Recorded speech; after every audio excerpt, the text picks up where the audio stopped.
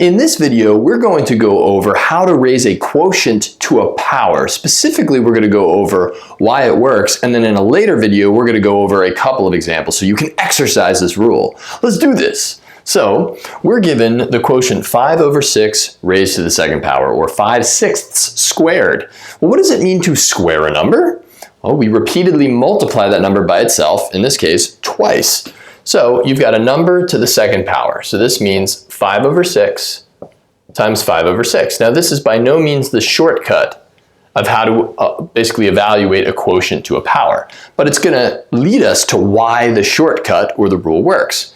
So if we have 5 over 6 times 5 over 6, we can multiply the numerators and the denominators because, as we've seen before, we have no greatest common factors to simplify.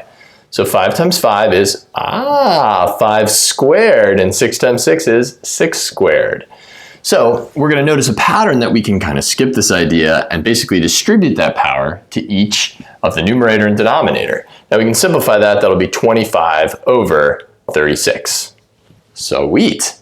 Let's do this with some variables. So if we have x over y, that whole quantity, that whole amount cubed, that means we're multiplying x over y by itself 3 times, once. Here's another x over y, twice, and here's a third x over y. We have no common factors to divide out in numerator or denominator, so we're going to multiply across. X times x times x is x to the third, multiplying x by itself 3 times, and y times y times y is y to the third. So it's over y to the third. So we could have just gone right from here, and seemingly we could just raise x to the third and y to the third. Nice. And that indeed is what the general rule is. If you have a quotient, any bunch of numbers a over any bunch of numbers b, we literally raise both the numerator, all of what the numerator is, and all of what the denominator is, to whatever this power is. So this becomes a to the n over b to the n. And that's it, a little introduction as to why this general rule works and how to use it on some basic problems and why it works.